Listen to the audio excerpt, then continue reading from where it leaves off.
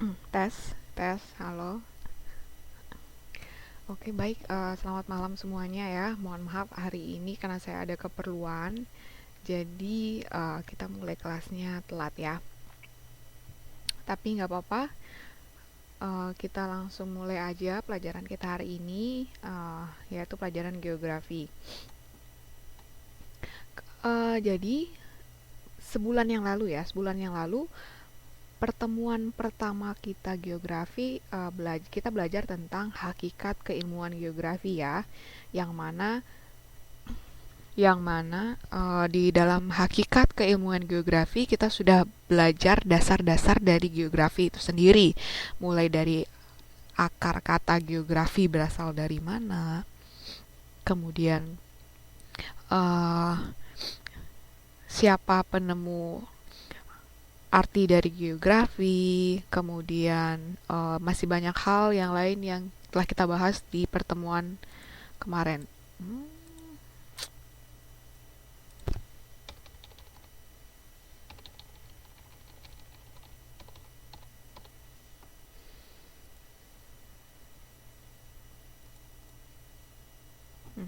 Oke, nah kemudian di pertemuan kita kali ini, yaitu pertemuan kedua, sesuai dengan bab-bab yang ada di buku ya. Jadi yang pertama kemarin kita kan belajar tentang hakikat keilmuan geografi.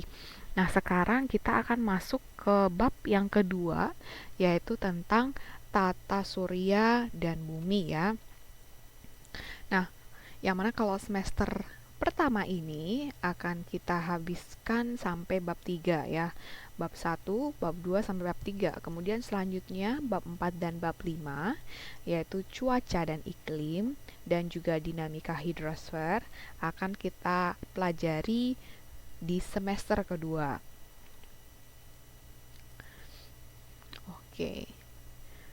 Nah, ini memang mungkin sepertinya ada masalah ya sama elektanya. Jadi teman-teman yang masuk kelas mungkin maksimum hanya bisa 25 orang. Nah, jadi kalau sudah di atas 25, pasti error ya, atau mungkin ada yang nggak bisa masuk dan sebagainya ya.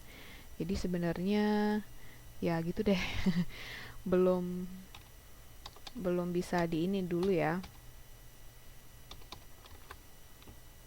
Kalau memang belum bisa masuk, dicoba terus aja. Mudah-mudahan masih bisa masuk kelas. Tapi sih setahu saya memang maksimum biasanya cuma 25. Oke, nah ini untuk teman-teman atau siswa baru ya yang mungkin hari ini datang baru ikut belajar. Ada berapa orang ini? Di sini ada 24 orang, mungkin ada beberapa yang baru ya, yang baru pernah ikut kelas atau gimana. Nah, untuk penilaiannya, saya beri penilaian untuk tugasnya 65%, kemudian untuk ujian akhir semesternya adalah 35%. Ya, jadi tugas geografi kita cuma satu, yaitu pada bulan lalu, pertemuan pertama sudah saya berikan teman-teman tugas dan rata-rata sudah dikerjakan semua ya. Uh, Mungkin untuk anak baru aja ya, mungkin yang belum, nggak apa-apa, santai aja dulu, ikuti dulu aja kelasnya, nanti lama-lama kalau sudah terbiasa baru nanti bisa mulai dikerjakan tugasnya ya. Oke, kita langsung saja masuk ke bab 2 untuk hari ini ya. Judulnya Tata Surya dan Bumi. Nah, di bab 2 ini kita ada dua subbab ya, ada dua pembagian, yaitu tentang yang pertama adalah tentang tata surya. Kemudian yang kedua kita akan belajar tentang bumi, tempat kita tinggal ya. Jadi tata surya yang kita pelajari di sini tuh nanti ada macam-macam. Mulai dari planet-planetnya, mulai dari komet, galaksi dan sebagainya ya. Mbak Fuada, emang geografi udah ada tugas? Sudah, sudah ya. Di pertemuan pertama Mbak Fuada ini murid baru ya rasanya. Apa murid lama? Kayaknya murid lama deh Mbak Fuada. Nah, oke. Di subbab yang pertama ini mengenai tata surya, apa aja yang kita pelajari di subbab yang pertama ini? Yang pertama adalah kita akan belajar tentang teori-teori terjadinya tata surya ya. Jadi karena zaman dahulu kala manusia belum lahir dan tata surya terbentuk terlebih dahulu ya. Nah, itu kan biasanya banyak orang yang mempunyai hipotesa-hipotesa dan memiliki pemahaman-pemahaman berbeda tentang teori terjadinya tata surya ya. Jadi kita akan bahas di sini teori-teori apa saja uh, yang mendasari munculnya tata surya. Kemudian yang kedua, selain kita belajar tentang teori terjadinya tata surya, kita akan belajar tentang anggota-anggota apa aja sih yang ada dalam tata surya kita. Tentunya untuk yang anggota-anggota tata surya ini pasti teman-teman sebelumnya sudah familiar familiar dengan hal ini, mulai dari planet-planet seperti Merkurius, Venus, dan sebagainya. Oke, saya coba matikan dulu ya mic-nya.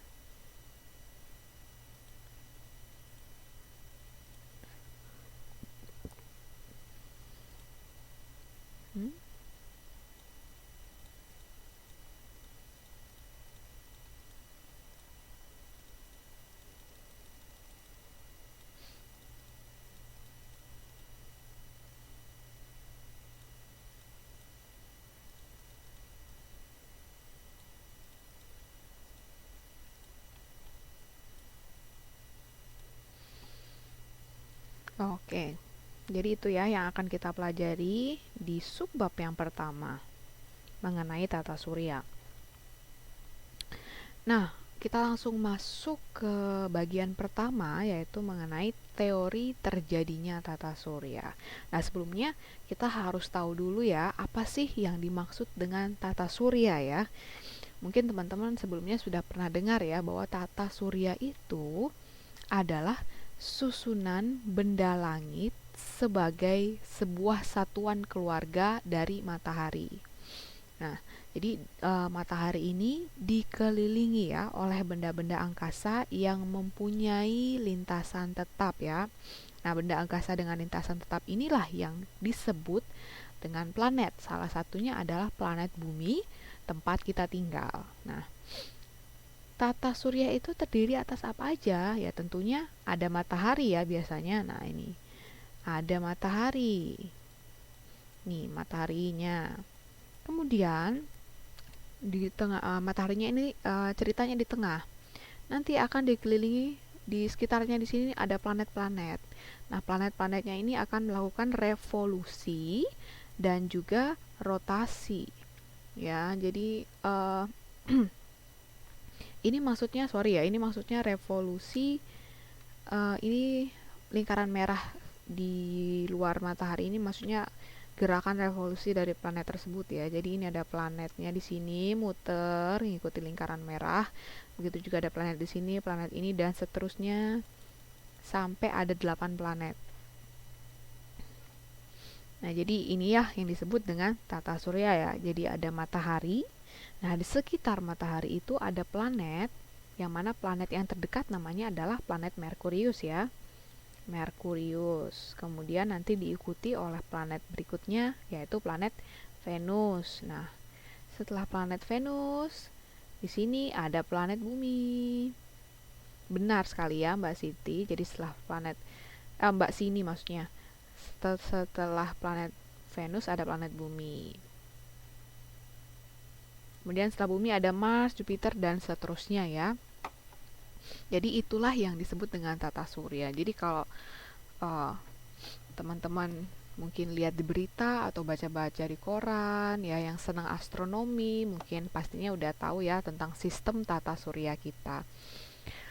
Nah, apa aja setelah kita tahu apa yang dimaksud dengan tata surya, sekarang kita akan masuk ke hipotesis atau teori-teori apa saja yang mendasari terjadinya tata surya. Nah, ini jadi ada beberapa orang ya dari zaman-zaman dahulu kala mereka membuat hipotesa mereka bahwa tata surya itu awal jadinya seperti ini. Sedangkan ada si B yang bilang, oh tata surya itu awalnya seperti demikian ya. Jadi pemahaman orang beda-beda ya, hipotesa orang berbeda-beda, pemikiran orang juga berbeda-beda. Nah, yang terkenal sebenarnya banyak sih teori-teori lain tentang terjadinya tata surya, tapi yang terkenal dan yang teman-teman perlu ingat yaitu hanya 4.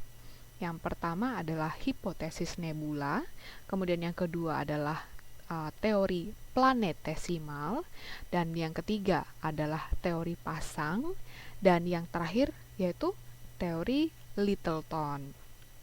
Nah, sekarang kita masuk aja satu-satu ya ke hipotesis yang pertama tentang teori terjadinya tata surya, yaitu hipotesis nebula. Nah, kalau hipotesis nebula ini pertama kali dikembangkan oleh Bapak Immanuel Kant ya, yang pada tahun 1755 ya. Ini sekitar 300 tahun yang lalu ya. 300 sampai 400 tahun yang lalu. Dan juga Pierre Simon Marquet de Laplace. Nah, ini beliau mengembangkan teori nebula pada tahun 1796. Kalau suaranya nggak ada, coba masuk terus keluar lagi, atau mungkin sinyalnya susah, atau karena memang ini kelasnya penuh ya, kelasnya sudah 25 dan itu sudah paling sudah paling maksimal, jadi memang mungkin beberapa teman-teman akan merasakan error ya. Jadi mohon dimaklumi ya. Jadi kadang ada suaranya, kadang enggak, atau mungkin kadang suka ngeblank, kadang suka hilang-hilang sendiri. Nah, ini karena memang kondisinya sekarang kelasnya memang sedang penuh-penuhnya ya. Nah, dari tadi ini cuma 25 orang nih yang bisa masuk ke kelas, sedangkan yang lain pasti sebenarnya pengen masuk kelas tapi nggak bisa masuk. Oke, jadi hipotesa nebula ini dikembangkan oleh Bapak Immanuel Kant pada tahun 1755 dan juga Bapak Pierre Simon Marquet de Laplace ini ya tahun 1796. Nah, inti dari hipotesa nebula ini sendiri mengatakan bahwa tata surya ini terbentuk atas massa gas pijar yang berputar ya. Massa gas pijar yang berputar kemudian mendingin ya. Setelah mendingin, dia akan membentuk matahari dan planet-planetnya. Jadi, teman-teman bayangkan kayak semacam ada asap gitu ya. Ada asap dari kebakaran, dia berputar asap tersebut, terus lama-lama dia mendingin ya. Setelah mendingin, mungkin setelah beratus-ratus tahun kemudian kali ya, terbentuklah matahari. Kemudian ada massa gas pijar selanjutnya. Massa gas pijar selanjutnya berputar lagi, kemudian dia mendingin, terbentuklah planet Merkurius, Venus, Bumi, dan seterusnya ya. Jadi hipotesis nebula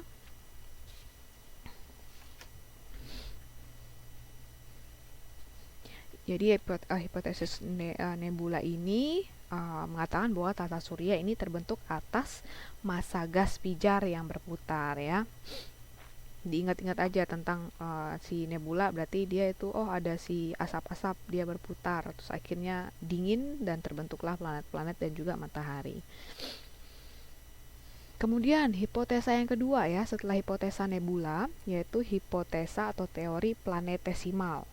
Nah, ini teorinya tidak lebih lebih agak baru karena di seorang ahli astronomi yang namanya Bapak Forrest Ray Moulton dan juga ahli geologi bernama Chamberlain mengemukakan teori atau hipotesis planetesimalnya pada tahun 1900 ya. Kalau yang tadi nebula kan dia lebih tua ya, sekitar 1700. Kalau yang ini lebih muda dikit lah hipotesanya. Lebih muda, sebenarnya tua juga sih. Hipotesa planetesimal dikembangkan tahun 1900 ya. Nah, menurut mereka teori planetesimal ini mengatakan bahwa suatu benda padat kecil, planetesimal ini adalah suatu benda padat kecil yang mengelilingi suatu inti gas. Jadi kalau menurut hipotesa planetesimal, Ya pada tata surya itu terbentuk dari sebuah benda padat kecil ya. Pokoknya ruangan tata surya kita kan sebenarnya ruangan yang kosong ya. Pada zaman dulu banget baru pertama awal terbentuk. Nah, begitu setelah terbentuk ruangan kosong tata surya, muncul sebuah benda padat kecil. Kemudian benda padat kecil ini dia mengelilingi suatu inti gas. Nah, ini ada gas ya. Gas. Nah, gasnya kayak asap-asap. Nah, ini benda padat kecilnya entah dia berbentuk kerikil, entah dia berbentuk batu dan sebagainya. Nah, si batu ini atau si kerikil ini dia mengelilingi si inti gasnya ya. Dikelilingi, mungkin gasnya diserap apa gimana sampai akhirnya si batu kerikil ini dari yang kecil dia terbentuk membesar, terbentuklah matahari. Ada benda padat lagi, dia mengelilingi inti gas lagi, terbentuklah planet bumi dan seterusnya. Jadi begitu ya, kalau hipotesa nebula tadi terbentuk dari massa gas yang berpijar, kalau si teori planetesimal dia dari benda padat kecil ya. Iya benar sekali Mbak Katarina. Jadi elekta yang kita pakai, yang sudah kita sewa ya, kita beli lah, kita sewa hanya bisa menampung 25 orang ya. Masih belum tahu juga kapan kontraknya habis. Mudah-mudahan nanti ke depan setelah kontrak ini habis nanti mungkin akan kita perpanjang, kemudian kita akan tambahkan jumlah orangnya nanti ya menjadi 100 orang per kelas ya. Tapi itu kapan ya, saya juga lupa kapan berakhirnya kontraknya Elekta. Ya benar sekali Mbak Katarina, karena angkatan 6 ada 36an bahkan lebih. Kemarin saya hitung sama murid barunya udah 39 apa 40 kalau nggak salah, sudah 40 orang. Nah, itu solusinya masih sedang dicari dan dibahas ya. Jadi kalau mohon maaf, jadi kalau misalnya memang tidak bisa masuk kelas, mungkin bisa lihat dari materi di YouTube dulu ya. Kemudian kalau ada info apa-apa, bisa langsung tanya ke saya atau tanya ke pengurus, atau memang mau tanya apa-apa, diposting aja di grup. Ya, jadi karena memang cuman bisa maksimum 25 ya begini ya jadinya kondisinya, kadang suka ngeblank, ada yang nggak kedengeran suaranya atau apalah. Memang pokoknya kalau Elekta memang begitu, karena batas maksimalnya 25, begitu teman-teman udah penuhi 25 yang lain pasti error ya, karena maksimumnya memang cuma 25. Ya demi mencerdaskan bangsa ya Mbak ya. Jadi ditunggu aja nanti kontrak ini habis, nanti kita akan perpanjang dan kita akan bilang ke orang Elektanya untuk bikin kelas yang isinya 100 orang. Rencananya begitu ya. Oke, itu tadi hipotesis nebula dan hipotesa planetesimal. Nah, kemudian ada yang ketiga yaitu teori pasang. Nah, jadi kalau mau masuk kelas memang jadinya rebut-rebutan, siapa cepet ya dia dapet sih sebenarnya. Tapi kalau memang masuk kelasnya mau ganti-gantian ya boleh sih. Terserah teman-teman aja. Kemudian yang ketiga ada teori pasang. Kalau teori pasang ini sendiri dikemukakan oleh Bapak Sir James Jeans dan juga Sir Harold Jeffreys pada tahun 1918. Nah, ini lebih baru lagi ketimbang si teori planetesimal. Nah, menurut kedua ahli tersebut, planet bukan terbentuk dari pecahan kecil gas saat terjadi pasang naik matahari yang kemudian memadat membentuk planetesimal, melainkan langsung terbentuk dari massa asli yang ditarik dari matahari oleh bintang lain yang lewat ke dekat matahari kita. Nah, jadi itu maksudnya, jadi ada massa atau gas gitulah ya. Dia membentuk, dia berputar, berbicara, terus membentuk matahari. Ya, nih, udah bentuk matahari. Ada massa lagi di sebelahnya matahari.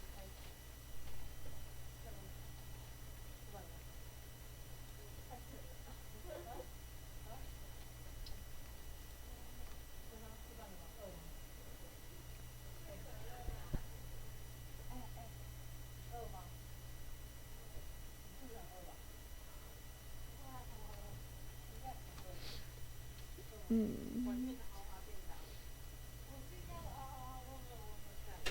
Jadi ada matahari terbentuk dari sebuah massa. Kemudian di sini ada massa ya. Nah, si matahari ini dia langsung menggait massa ini. Dia menarik massa ini ya. Menarik massa ini, kemudian si massa juga ikut berputar mengelilingi matahari, maka terbentuklah planet-planet.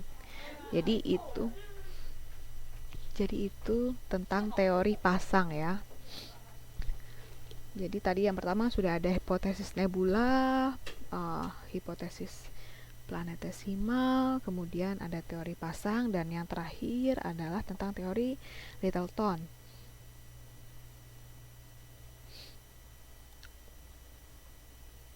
Nah, teori tentang Littleton ini sendiri dikemukakan oleh seorang ahli astronomi bernama R.A. Littleton ya. Jadi sesuai dengan namanya ya, diambil dari sang ahli yang menyatakan teori tersebut. Nah, berdasarkan teori Littleton ini sendiri, matahari itu pada awalnya merupakan bintang kembar yang mengelilingi suatu pusat gravitasi. Jadi dulu matahari itu ada sebuah bintang gitu ya, bintang tapi dia punya kembaran. Nah, ini nih ceritanya. Jadi ada dua matahari. Nah, pada suatu ketika, ini menurut si Bapak Littleton ya, pada suatu ketika ada bintang yang melewati dan mendekati salah satu bintang kembar tersebut ya. Jadi ada satu bintang nih kayak gini. Dia datang cik cik cik cik cik cik, didekatilah salah satu bintang kembar atau salah satu dari matahari kembar ini ya. Kemudian karena si bintang kecil ini mendekati si bintang besar yaitu matahari, nah terjadilah sebuah benturan gitu ya. Nah, karena terjadi sebuah benturan, salah satu, oh iya benar sekali, pihak ketiga ya Mbak Sini. Jadi ini ceritanya mereka pasangan gitu, terus ada si pihak ketiga yang masuk ke dalam hubungan mereka. Jadi si bintang kecil ini menabrak atau menerubuk si bintang besar. Akhirnya karena ditabrak, hancurlah salah satu bintang. Nah, satu bintang kembar hancur. Nah, karena hancur, berpuing-puing gitu ya, hancurnya sebuah benda padat gitu ya, benda padat atau benda angkasa, jadi dia berubah menjadi sebuah massa gas yang berputar-putar. Nah, nih.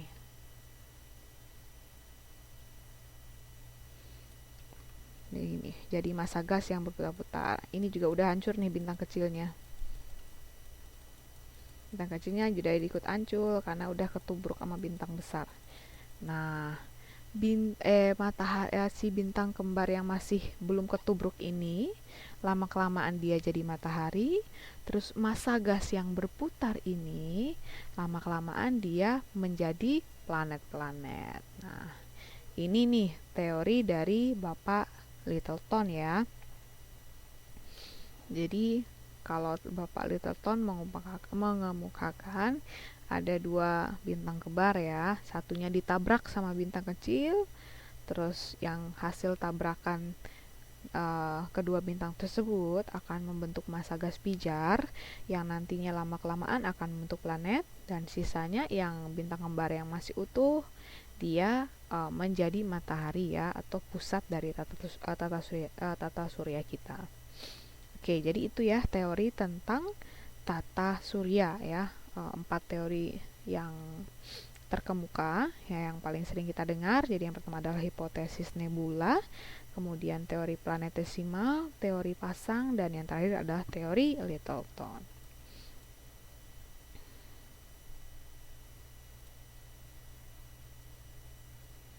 Nah, oke, tadi kita sudah belajar tentang ini ya, teori terjadinya tata surya.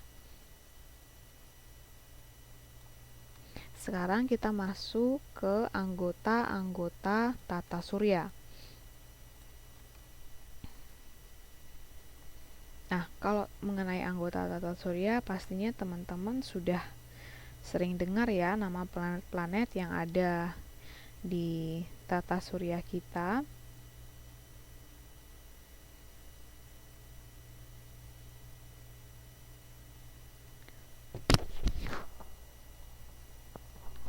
Mulai dari planet Merkurius, Venus, Bumi, Mars, Jupiter, dan lain sebagainya ya.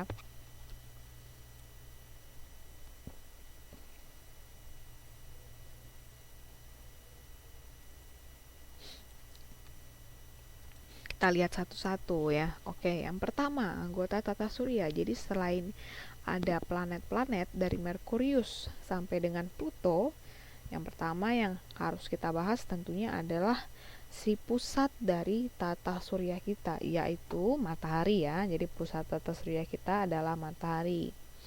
Nah, matahari ini adalah sebuah bintang yang berada di antara sekitar 100 miliar bintang lain dalam galaksi Bima Sakti. Nah, ini. Jadi kita punya apa ya? Ruang angkasa. Ruang angkasa. Ini ya, ruang angkasa kita sudah nggak tahu lagi luasnya seberapa ya. Entah gimana cara mengelilinginya, entah mana ujung, nggak ada akhir ya pokoknya ruang angkasa. Nah, di dalam ruang angkasa ini ada banyak galaksi ya, banyak galaksi. Nah, galaksi itu bentuknya cantik gitulah. Gimana nih bentuknya, ya gitu deh bentuk. Ada macam-macam galaksi ya. Ada sekitar 100 ribuan galaksi kalau nggak salah. Nah, salah satu yang terkenal dan dihuni oleh manusia namanya adalah galaksi Bumi. Bumi lagi. Bima Sakti. Nah, di galaksi Bima Sakti inilah ya ada berjuta-juta bintang atau berjuta-juta planet. Ini galaksi lain, entah ini galaksi apa, ini juga galaksi lain, nampaknya galaksi apa gitu ya. Nah, di galaksi Bima Sakti ini sendirilah, di dalam sini itu ada matahari, ada planet bumi, Venus, bumi, Mars, dan sebagainya ya. Itu yang dinamakan dengan galaksi Bima Sakti. Nah, jadi di dalam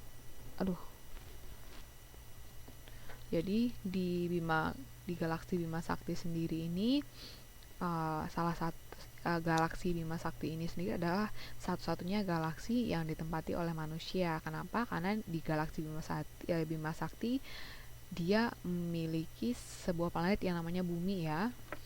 Bumi kan dihuni sama manusia ya. Nah, massa matahari ini merupakan bola gas pijar yang mana matahari ini isinya adalah sebagian besar hidrogen ya. 80% isinya adalah hidrogen. Kemudian sisanya ada unsur-unsur lain kayak helium, kemudian oksigen, magnesium, nitrogen, silikon, dan sebagainya. Dan beberapa unsur mikro lainnya yang persentasenya kecil. Ya, jadi matahari adalah sebuah bintang yang berada di antara 100 miliar bintang lain di dalam galaksi Bima Sakti ya. Kemudian bagian-bagian atau susunan-susunan dari matahari itu sendiri. Nah, matahari ini kan adalah bintang yang paling besar ya yang kita miliki di galaksi Bima Sakti. Nah, saking besarnya jadi dia punya bagian-bagian. Ada 4 bagian. 6 bagian. Jadi yang pertama adalah matahari terdiri dari inti. Nah, kalau bikin gambarnya ini matahari.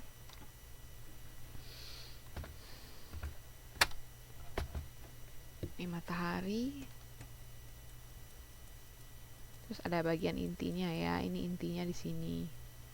Terus nanti ada bagian lagi zona radiasi lah, zona konveksi, fotosfer, dan sebagainya. Jadi mulai dari bagian inti. Bagian inti ini ada tekanan sebesar 200 miliar kali tekanan permukaan bumi ya. Dimana akan membuat hidrogen yang mana akan membuat ion hidrogen berfungsi menjadi helium. Jadi di dalam inti ini sebenarnya ada zat namanya hidrogen. Tetapi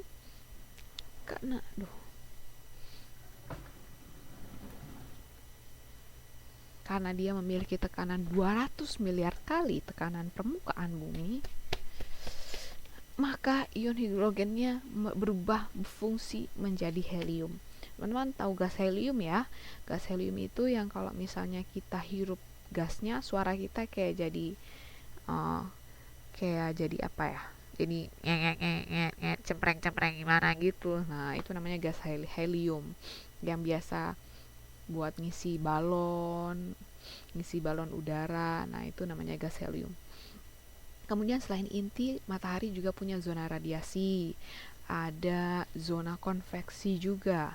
Nah, bagian yang penting juga ada namanya fotosfer ya. Fotosfer ini tebalnya adalah 300 sampai 400 km ya. Kemudian selain itu ada kromosfer juga. Nah, kromosfer ini dia yang bikin matahari dari jarak sekian juta kilometer aja udah kerasa sekali panasnya ya. Buktinya kita di planet bumi aja tetap masih bisa merasakan panasnya matahari. Kenapa? Karena ada lapisan kromosfer. Nah, lapisan kromosfer inilah yang berisi gas menyala seperti kawah pijar. Jadi pernah lihat Gunung Merapi meletus terus mengeluarkan kawah-kawah berpijar gitu ya, kayak warna api gitu. Nah, itu matahari punya hal tersebut juga, yang mana terletak di lapisan kromosfernya ya. Kalau nggak salah dia lapisan paling bukan paling luar sih, tetapi hampir tempatnya hampir paling terluar dari lapisan matahari. Jadi mungkin di sini kromosfer, terus nanti di sini ada prominensa, terus di sini intinya.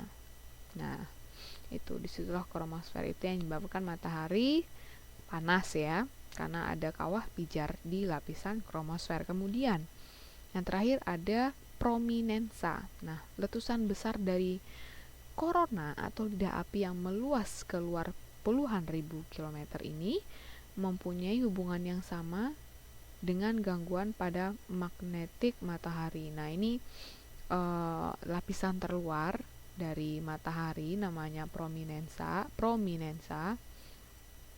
Jadi setelah ada kromosfer yang mana berbentuk kawah pijar, di luarnya ada namanya prominensa. Nah, prominensa ini juga walaupun dia tidak panas, tetapi karena dia istilahnya menempel dengan lapisan kromosfer, maka dia terkena sifat magnetik dari kromosfer. Jadi dia juga tetap ikut panas ya. Dia tetap juga ikut panas. Oke, jadi itu tadi susunan dari atau bagian-bagian dari matahari. Jadi ada inti, ada zona radiasi, ada zona konveksi, ada fotosfer, kromosfer, dan yang terakhir adalah prominensa.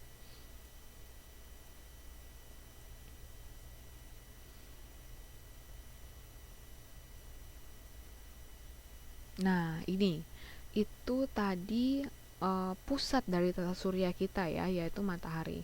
Nah, selanjutnya kita akan bahas mengenai planet dan juga satelit alam. Nah, jadi ceritanya pada awalnya dalam sistem tata surya kita ya terdapat 9 planet ya.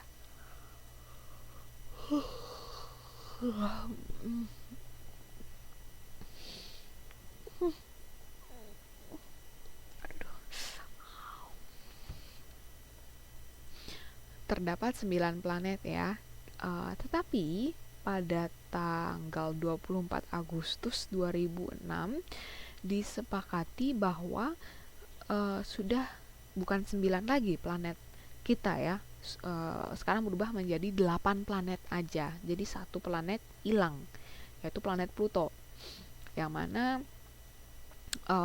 kesepakatan ini ada sejak diselenggarakannya Pertemuan International Astronomical Union yang ke-26 di Republik Ceko Praha ya, bahwa menyatakan bahwa 8 planet tersebut beredar mengelilingi matahari dengan periode revolusi yang berbeda. Nah, apa aja ke-8 planet tersebut? Semua planet yang pernah kita dengar dan pernah kita tahu ya, kecuali Pluto. Nah, jadi Pluto semenjak tanggal 24 Agustus 2006 sudah tidak diakui sebagai planet di dalam tata surya kita. Yang masih diakui hanya 8 planet ya, 8 planet yang mana itu Merkurius, Venus, Bumi, Mars, Jupiter, Saturnus, Uranus, dan juga Neptunus ya. Kenapa Pluto sudah tidak diakui? Nanti akan ada alasannya, saya beritahu di belakang ya.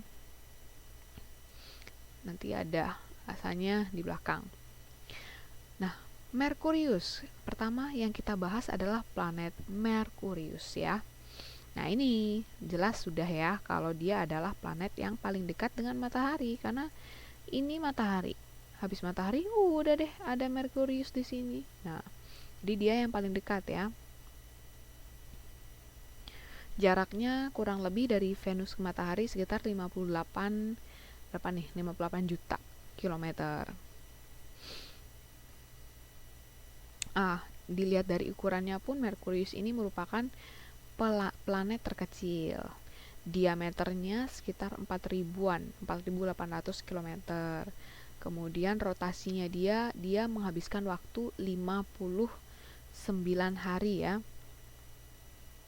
Berbeda dengan Bumi yang mana rotasinya adalah 24 jam. Kalau Merkurius dia lebih lama, 59 hari.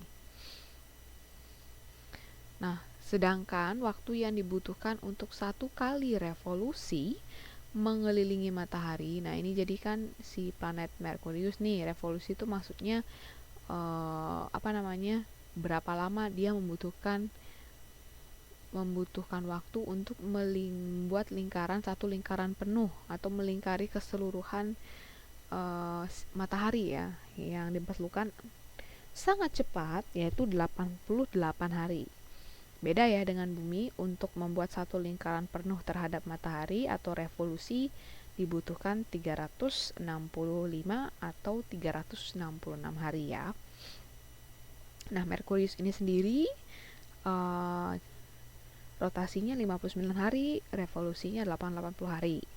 Kemudian zat yang tersusun di Merkurius rata-rata tersusun dari gas helium ya, hampir sama dengan apa tadi yang ada gas heliumnya?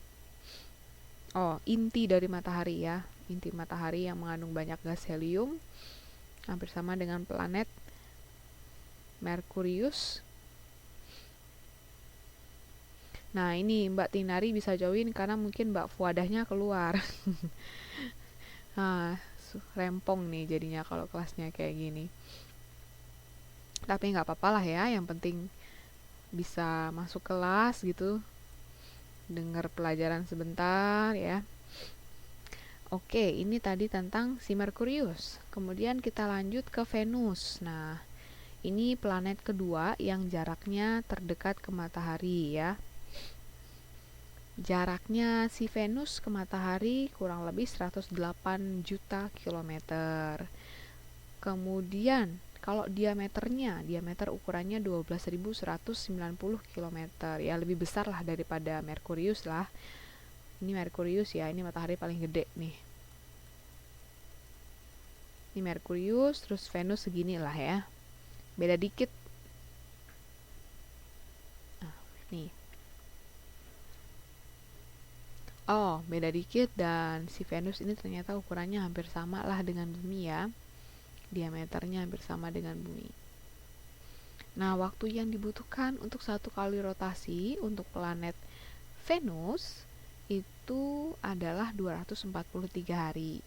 Sedangkan untuk revolusi Venus mengedari mataharinya lebih singkat, yaitu 225 hari. Beda sama Bumi 365 hari ya untuk mengelilingi matahari. Nah, itu tadi Merkurius dan juga Venus. Kemudian Nah, ini planet yang sudah jelas tempat kita tinggal ya, sudah familiar buat kita. Kita sudah tahu lah ya, ini adalah planet bumi. Nah, ini tadi diameternya sama ya dengan planet Venus. Kemudian nah, jadi bumi ini adalah satu-satunya planet di dalam tata surya kita yang ditempati oleh manusia dan makhluk hidup lainnya.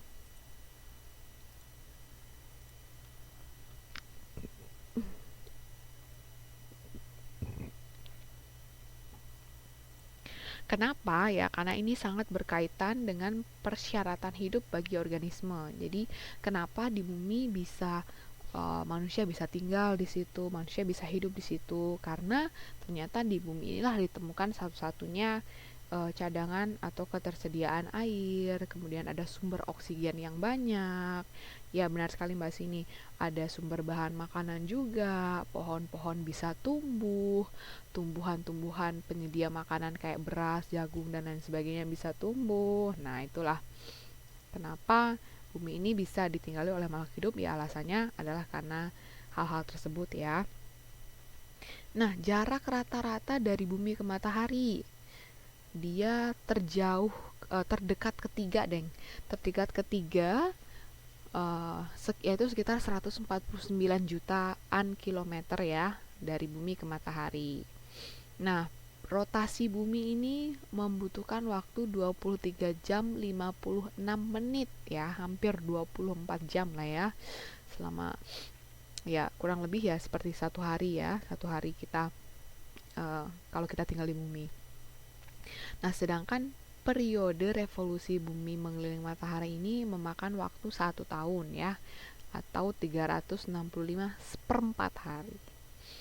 Nah, atmosfer bumi ini tersusun dari dua gas utama ya. Yang pertama adalah nitrogen dan oksigen. Nah, ini nih zat-zat yang penting ya untuk kebutuhan dan suplai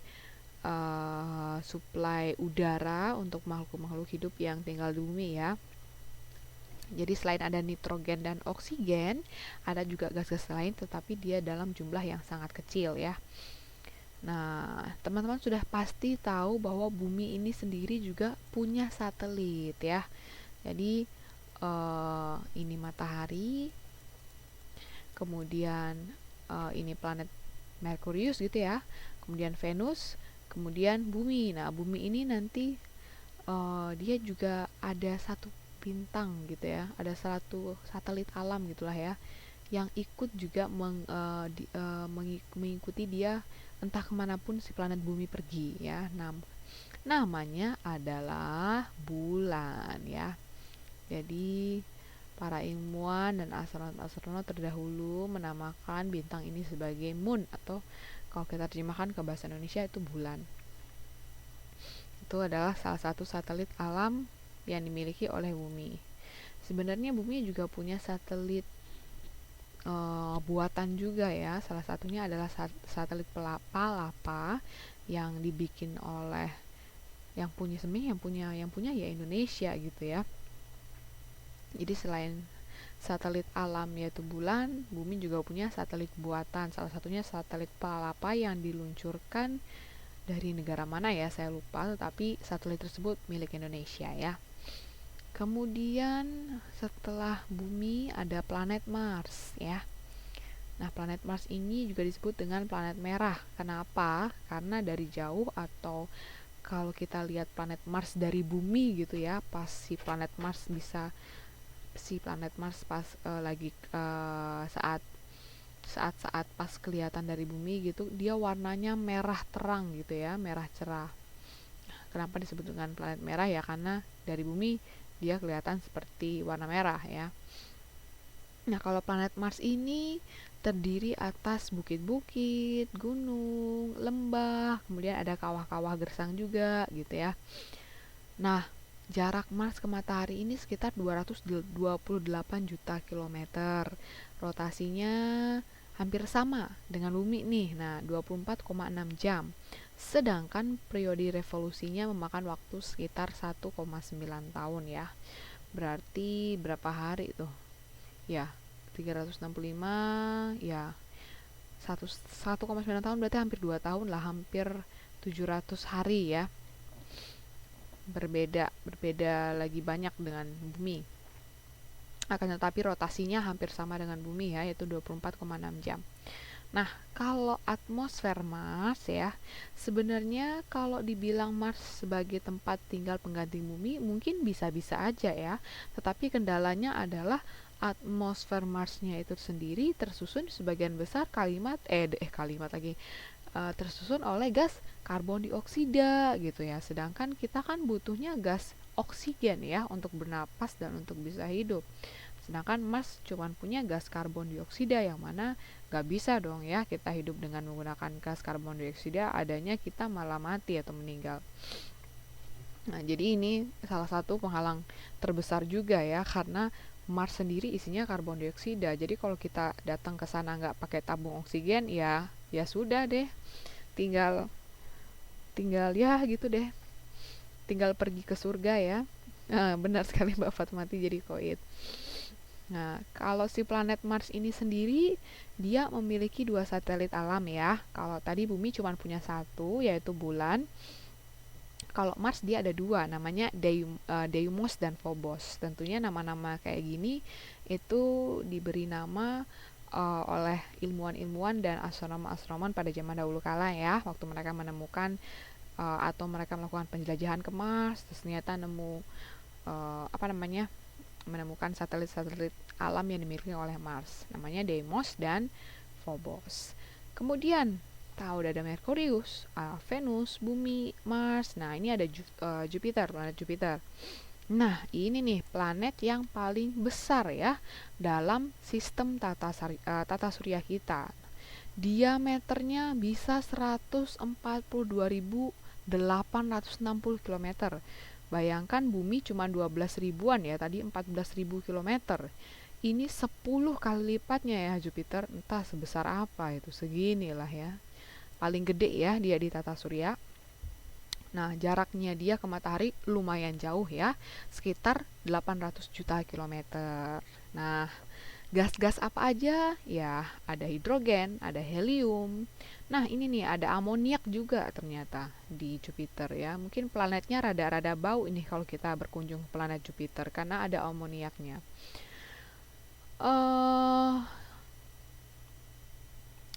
Hal yang menyebabkan kepadatan Jupiter sangat rendah yaitu hanya sekitar setengah kali kepadatan bumi. Nah, ini juga mungkin kalau kita datang ke sana, kalau bumi kita pijak keras ya dan padat, ada tanahnya. Nah, ini mungkin rada-rada lembek gimana gitu ya, karena mungkin permukaannya tidak tersusun oleh tanah ya, jadi beda kepadatan antara Jupiter dan juga dengan bumi.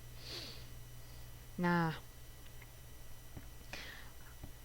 kalau masalah rotasi, si Jupiter ini dia paling cepat ya. Padahal dia planet gede, tapi rotasinya dia yang paling singkat. Kalau bumi rotasinya 24 jam, Jupiter dia cuma butuh 9,8 jam ya. 9,8 jam. Tapi revolusinya memakan waktu 11,9 tahun. Ya wajar lah karena dia planet paling besar, udah gitu rada jauh dari matahari. Jadi untuk bisa mengelilingi matahari satu lingkaran penuh, dia butuh 11,9 tahun ya, hampir 12 tahun. Nah, itu tentang planet Jupiter, dia yang paling besar di dalam tata surya kita ya. Kemudian setelah Jupiter, nah ini planet kedua terbesar di sistem tata surya kita, yaitu adalah planet Saturnus ya. Tadi kalau Jupiter 142 ribuan kilometer. Nah, kalau Saturnus dia 120 ribu kilometer. Jaraknya nih hampir 1 miliar, bukan hampir lagi, udah 1 miliar, 1,5 miliar kilometer ya dari Saturnus ke matahari. Nah, Saturnus ini juga bisa dibilang planet yang paling indah. Kenapa? Udah pernah lihat kan ya Saturnus ini planet, terus tapi dia ada cincin juga yang mengelilingi planet tersebut. Jadi cincinnya itu terlihat cantik sekali ya kalau kita bisa lihat dari mana sih? Dari bumi nggak bisa lihat sih. Kalau kita kapan-kapan mungkin jalan-jalan ke ruang angkasa gitu ya, bisa lihat planet Saturnus. Nah, bisa lihat apa namanya cincin yang mengelilingi planet tersebut. Ya amin ya. Saya sih juga pengen kapan gitu ya bisa jalan-jalan ke ruang angkasa. Ngarep ya. Mimpi aja, bener tuh, mimpi aja deh ya. Cukup lihat di YouTube aja deh, nggak apa-apa. Iya sih indah tapi nggak bisa hidup, iya sih bener ya. Nggak apa-apa, maksudnya ya kita naik pesawat ruang angkasa gitu. Terus dari bumi kita jalan-jalan ke Jupiter gitu. Kok ke Jupiter sih, ke Saturnus gitu. Khusus cuman buat lihat cincinnya Saturnus doang. Naik Apollo. Nah, tuh kayaknya Mbak Sini berpengalaman tuh. Jangan-jangan pernah jadi ini ya. Pernah jadi pilot pesawat Apollo nih jangan-jangan Mbak Sini. Nah, kalau waktu yang dibutuhkan Saturnus dalam melakukan satu kali rotasi itu sekitar 10,6 jam ya, relatif cepat. Nah, tapi revolusinya ini ya, dia revolusinya memakan waktu sekitar 29,5 tahun. Dia juga lebih lama dari Jupiter yang tadi yang revolusinya hanya 12 tahun. Itu Saturnus ya. Kemudian Jupiter, Saturnus, Uranus. Nah, ini planet terakhir rasanya ya. Oh, belum ding, masih ada Neptunus. Jadi planet Uranus ini adalah satu di antara planet dalam matahari yang memiliki keunikan tersendiri. Kenapa? Karena dia memiliki cincin tipis ya, dengan lebar yang hanya sekitar 1 meter. Jadi sebenarnya kalau dilihat dari jauh ya nggak kelihatan. Dilihat dari mata telanjang mungkin juga nggak kelihatan ya. Kok mata telanjang? Ya benar, maksudnya mata telanjang ya kita lihat sendiri gitu datang berkunjung Uranus. Mungkin juga nggak terlalu kelihatan ya. Nah, hal inilah yang mengakibatkan arah rotasinya ini sangat berbeda dengan planet-planet lain. Nah, yaitu searah jarum jam. Dari mana tuh, Bari? Dari searah jarum jam berarti dari timur ke barat ya. Dari timur ke barat. Berbeda dengan planet-planet lain seperti Merkurius, Venus dan lain-lain. Dia rotasinya dari barat ke timur ya, dari barat ke timur. Muternya gini nih. Dari barat ke timur. Kecuali Venus, ada kecualinya juga. Jadi Venus sama Uranus dia dari timur ke barat ya. Nah, kalau jarak antara planet Uranus ke matahari sekitar 2.875.000.000 ya kilometer. Ini paling ya lumayan jauh lah ya jika dibandingkan dengan planet-planet Merkurius, Venus maupun Bumi. Oh iya, melalui teleskop. Ya, bahkan kayaknya melalui teleskop atau pakai teropong atau alat bantu juga rasanya susah ngelihat cincin tipis punyanya si Uranus ya. Karena diameternya lebarnya cuma 1 meter gitu.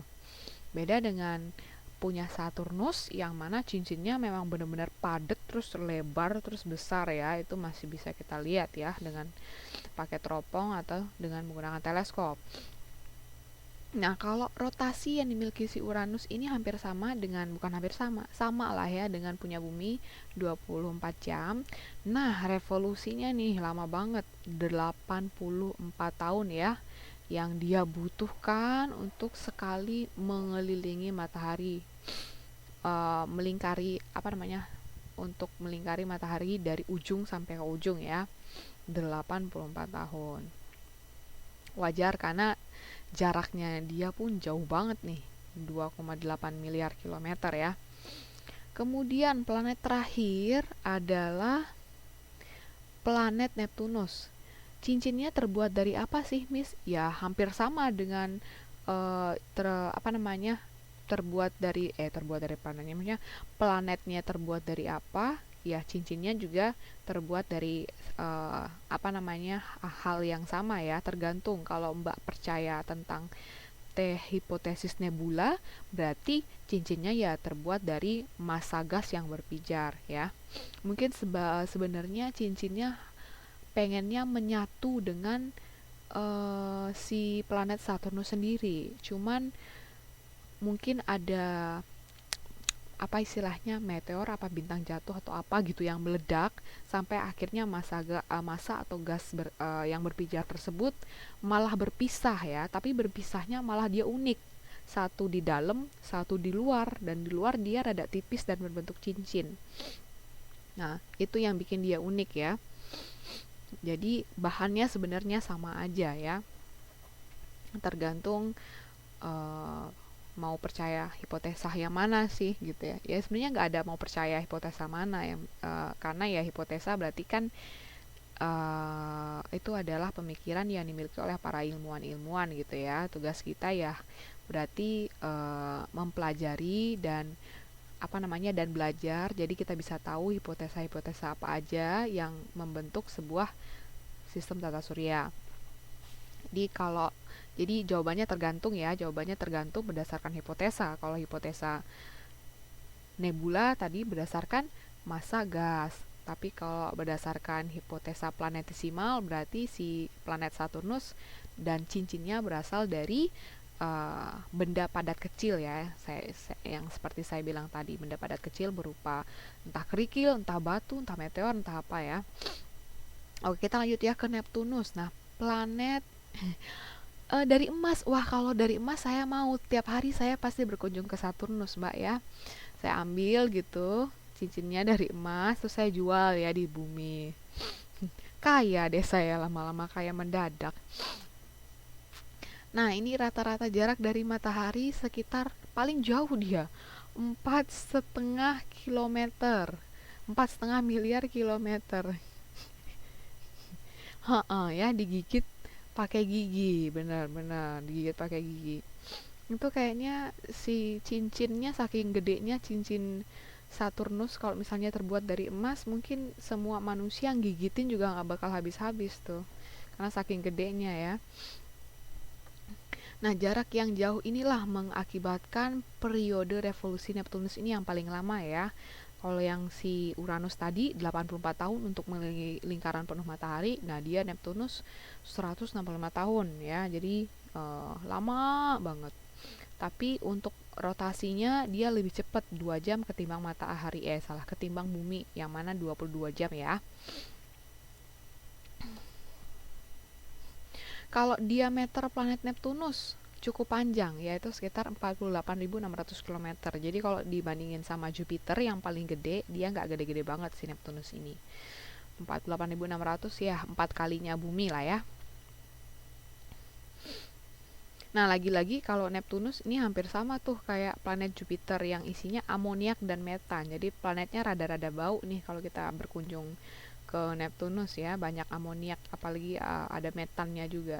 Ini kalau yang belum tahu amoniak ini kalau ini gas yang ada kalau kita lagi pipis ya, ini ya baunya yang pesing itu ya, itu namanya gas amoniak. Planet ini atau planet Neptunus ini ada 2 satelit alam, yaitu Triton dan Nereid ya. Sebenarnya tadi planet-planet yang lain, contohnya planet Jupiter, itu dia punya banyak satelit, kalau nggak salah 7 atau 8 satelit. Salah satunya satelit yang paling besar adalah Ganymede, yaitu untuk planet Jupiter. Planet lain juga, Uranus juga sebenarnya punya satelit alam gitu ya, cuman saya lupa namanya. Jadi nggak cuman bumi aja yang punya ya, yang lain juga sebenarnya punya berbagai macam satelit alam dan punya nama dan keunikannya sendiri-sendiri ya. Teman-teman kalau penasaran mungkin bisa ini baca-baca buku lagi, atau kalau malas baca bukunya tinggal googling aja tuh, biasanya itu di Wikipedia udah ada daftar lengkap satelit-satelit alam yang dimiliki oleh masing-masing planet ya yang ada di tata surya kita. Nah, ini kita langsung ke planet yang terakhir yang dulunya disebut planet tapi sekarang sudah enggak lagi, yaitu Pluto ya. Jadi nah, awalnya planet Pluto ini termasuk ke dalam sistem tata surya ya, sebagai planet terkecil ya, dengan posisinya dan jarak udah posisinya kecil, jaraknya paling jauh pula ya dari matahari. Nah, akan tetapi pada tanggal 24 Agustus 2006 kemarin ya, 11 tahun yang lalu ya, ini berdasarkan kesepakatan dari 424 para ahli astronomi nih yang menyelenggarakan pertemuan International Astronomical Union ya. Tempatnya di Praha, Republik Ceko, dia di Eropa ya. Nah, Pluto akhirnya dikeluarkan dari sistem tata surya ya. Jadi berdasarkan kesepakatan ini, Pluto itu pada awalnya adalah planet terkecil dan planet terjauh.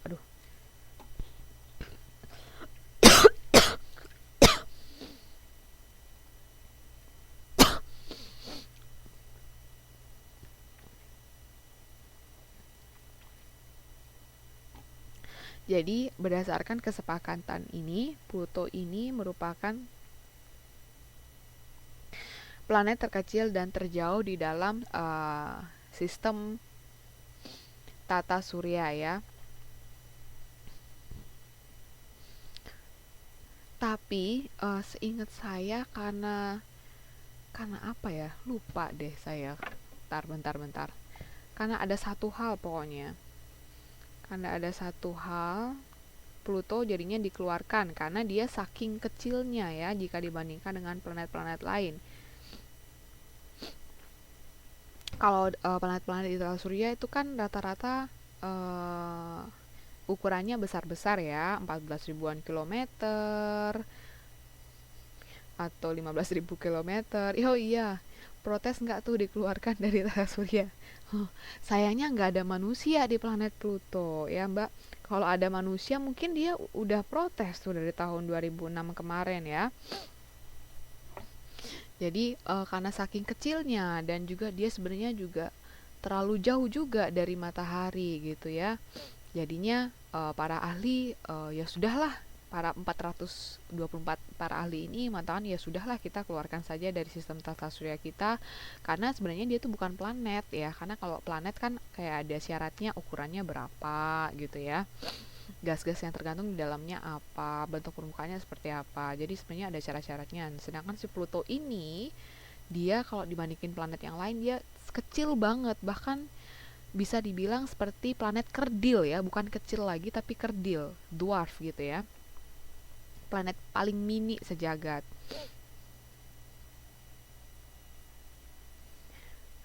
Tapi letaknya masih di posisi semula kan Miss, apa dimusnahkan? Waduh, siapa yang bisa memusnahkan Pluto Mbak? Nggak bisa. Kalaupun bisa memusnahkan Pluto, berapa miliar tahun kita nyampe sana dari bumi ke Pluto? Dia jaraknya sama matahari aja jauh banget. Dia jadi enggak ya kalau namanya di ruang angkasa, karena ciptaan Tuhan dan itu benar-benar yang kayak benda yang gede banget dan besar banget, itu di luar kuasa kita ya. Kita nggak bisa sembarangan menghancurkan barang-barang di luar angkasa ya. Kita hancurin Pluto, ntar dia ngeluarin apa namanya meteor-meteor, kita yang malah kiamat di bumi ya kan. Jadi nggak bisa sembarangan ya, karena kan ini ruang angkasa ya.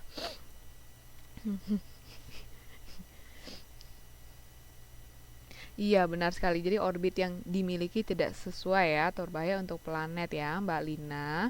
Terima kasih atas informasinya. Ya, jadi dieliminasi juga karena ukurannya yang dwarf ya, atau yang mini. Adanya apa Miss di sana? Ya sama sih seperti planet-planet lain, Jupiter, Saturnus, Uranus, adanya ya nggak ada apa-apa. Nggak ada apa-apa. Kalau planet Mars mungkin masih mending ya, masih kayak ada kawah dan katanya kemarin sih saya baca sempat ada gunung ya, mulai ada gunung-gunung di planet Mars, terus sempat ada air mengalir juga gitu kan ya. Tetapi masih belum jelas juga gitu kan, karena untuk melakukan penelitian di sana ya biayanya juga besar, butuh waktu berpuluh-puluh tahun gitu ya. Nah, itu tuh baru planet Mars ya yang mampu kita jangkau. manusia belum pernah tuh sejauh apalagi ke planet Pluto gitu ya, jauh banget dari bumi ya. Jadi paling isinya Pluto ya sama aja lah ya kayak planet-planet lain, isinya kawah-kawah lah, tanah. Kalau tanah pun mungkin tanahnya nggak padat-padat amat kayak tanah di tanah di bumi. Jadi kurang lebih sama isinya.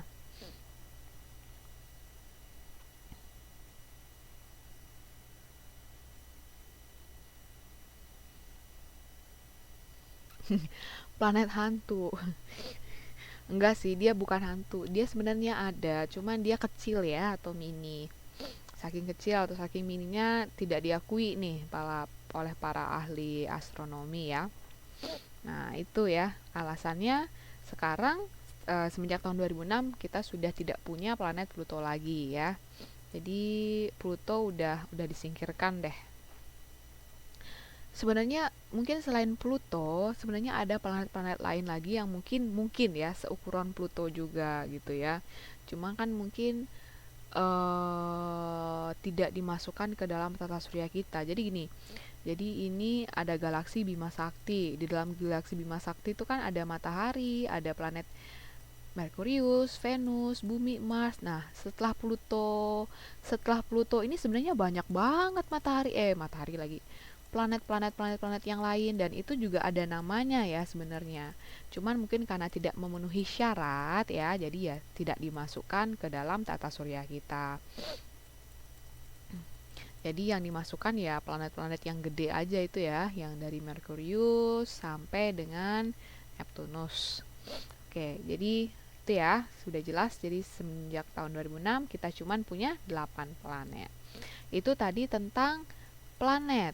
Kemudian sekarang kita bahas tentang jadi selain ada bintang kita ya atau pusat tata surya kita yaitu matahari, kita juga ada planet ya. Ada banyak planet. Kemudian kita juga punya komet nih. Kita punya komet. Nah, komet ini biasanya dikenal dengan istilah bintang berekor ya, yang senantiasa datang mengunjungi matahari dan keluarganya secara periodik. Nah, biasanya sebagian besar tubuh komet ini dibentuk oleh berbagai gas ya. Ada sianogen, ada karbon monoksida, nitrogen dan sebagainya. Nah, berdasarkan sifat fisiknya, tubuh komet ini terdiri atas dua bagian ya, yaitu inti dan ekor. Nah, biasanya dia bentuknya kayak kecebong gitu deh, komet. Kecebong ya, entahlah apa namanya.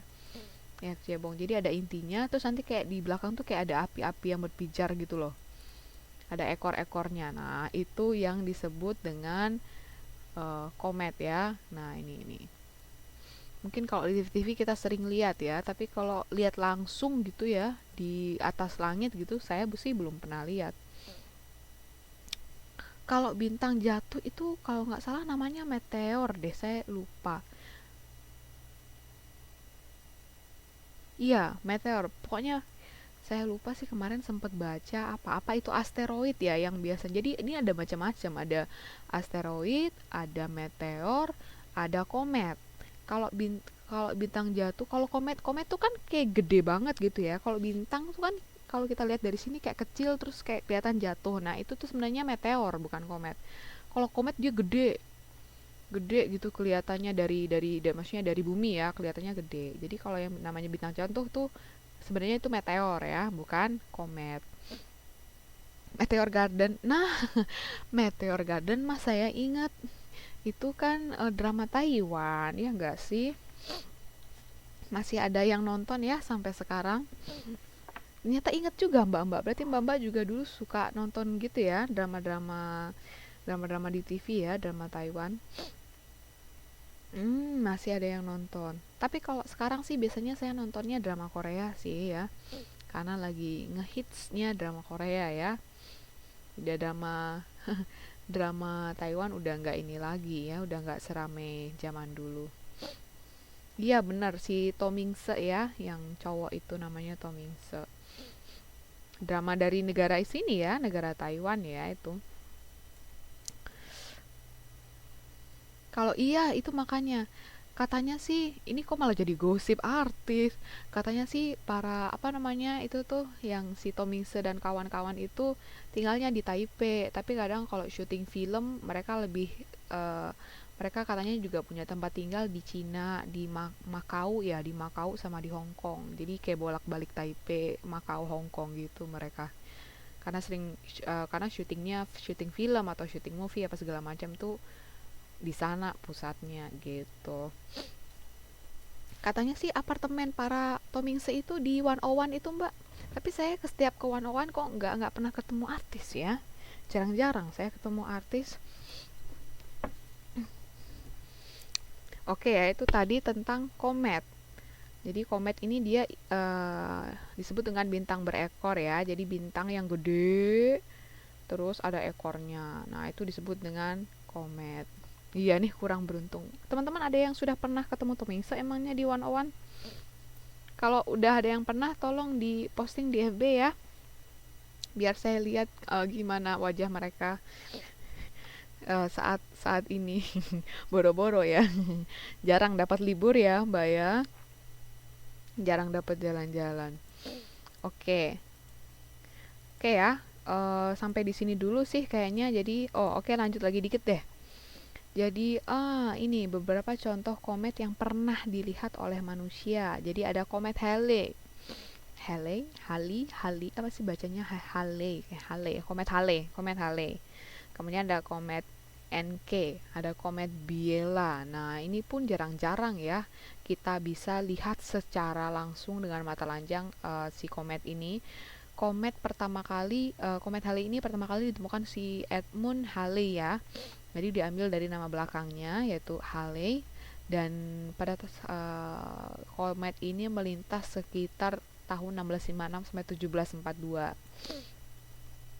Nah, komet Halley ini sendiri adalah komet yang terpanjang lintasannya dan munculnya setiap 76 tahun sekali nih.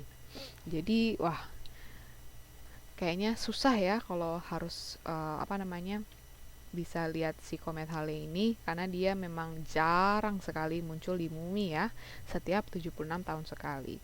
Kemudian ada komet NNK. Nah, kalau ini bisa lebih sering kita lihat nih. Kenapa? Karena dia munculnya setiap 3,3 tahun sekali ya. Tapi kayaknya kalau dari Indonesia juga jarang-jarang bisa dilihat. Kalau lihat juga mesti pakai teropong yang gede itu loh. Ada komet Biela. Bener, kita udah mati dulu kayaknya ya, baru bisa nunggu si komet Halley. Tapi memang si komet Halley ini yang paling terkenal ya, karena kenapa? Karena dia memang yang paling panjang dan paling besar sendiri, dan dia tuh kalau dari bumi terlihat kayak lintasannya tuh lama gitu loh. Nah, itu kenapa si komet Halley terkenal. Sedangkan yang lain-lain biasanya sih dia nggak sepanjang atau segede si komet Halley ya, terutama si komet NK maupun si komet Biela. Nah, kalau komet Biela ini dia munculnya setiap 6,5 tahun sekali ya. Nah, ini pun si Biela ngomongnya 6,5 tahun sekali, tetapi dari bumi baru bisa kita rasakan atau baru bisa kita lihat tahun 1832 sama 1986. Terakhir terlihat ya 1986 ini ya. Sisanya mungkin dia pernah jatuh atau pernah pernah jatuh gitu, bertabrakan dengan meteor ataupun kemudian dia jatuh, cuman dari bumi tidak terlihat gitu ya. Jadi terakhir terlihat adalah tahun 1986. Ini memang sangat susah ya kalau kita mau lihat komet-komet terkenal, terutama komet Halley, komet NK, komet Biela dan sebagainya.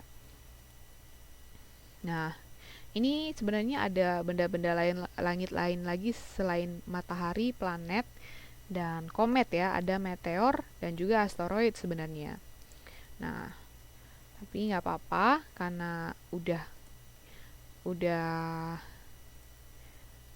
kita sudah selesai ya waktunya, udah 1,5 jam, jadi kita cukupkan sampai di sini dulu aja kali ya. Teman-teman mungkin ada pertanyaan lagi? Kalau ada pertanyaan nggak apa-apa, langsung ditanyain di chat ini aja ya. Kemudian kalau memang lupa mau nanya apa gitu, boleh tanya langsung saya aja di chat. Kemarin teman-teman ada juga tuh yang rajin banget ngerjain soal di buku, terus nanya saya, Miss yang nomor ini jawabannya apa gitu. Wah, rajin juga nih mbak-mbaknya gitu ya, sudah mendahului belajarnya teman-teman. Gak apa-apa, justru itu bagus ya, teman-teman mau mau tanya, mau belajar ya, itu berarti semangatnya buat belajar itu bagus. Oke? Aku tanya jawabannya, iya. Mungkin mbaknya bingung ya, jawabannya yang benar yang apa. Jadi eh, kita saya berikan lah gitu jawabannya. Kita diskusi juga gitu. Oke, udah ya, sampai di sini dulu pertemuan kita hari ini ya. Oh, belum dikirim ya buku pelajarannya ya? Ngantre berarti mungkin. Untuk Mbak Tinari ditunggu aja ya. Oh, Mbak Tinari ini siswi. Oh, enggak sih, siswi lama ya. Ditunggu ya, soalnya masih ngantre nih kayaknya. Atau enggak mungkin coba langsung di... Oh, siswa baru ya, Mbak Tinari. Oh, berarti tunggu dulu ya. Mungkin ini Pak Nayan sepertinya masih apa namanya ngirimin buku paket untuk siswa-siswa yang lama dulu gitu ya. Jadi rada ngantri nih sepertinya. Oke, sampai di sini dulu ya pertemuan kita hari ini. Nah, buat teman-teman yang baru tetap dijaga semangatnya. Boleh untuk bisa bisa masuk-masuk kelas dulu, belajar supaya lebih apa namanya lebih terbiasa ya dengan kelas online. Kalau tidak paham bisa langsung tanyakan. Oh, mengenai administrasi, syarat administrasi juga sangat bisa ditanyakan ke saya ya. Atau di grup Facebook juga sebenarnya sudah saya post. Tapi nggak apa, kalau mau ditanyakan, ada yang kurang paham atau kurang mengerti, bisa langsung tanyakan ke saya ya. Oke deh, tetap semangat semuanya. Sampai jumpa di pertemuan kelas bahasa Indonesia minggu depan ya kalau nggak salah. Selamat malam dan juga selamat istirahat.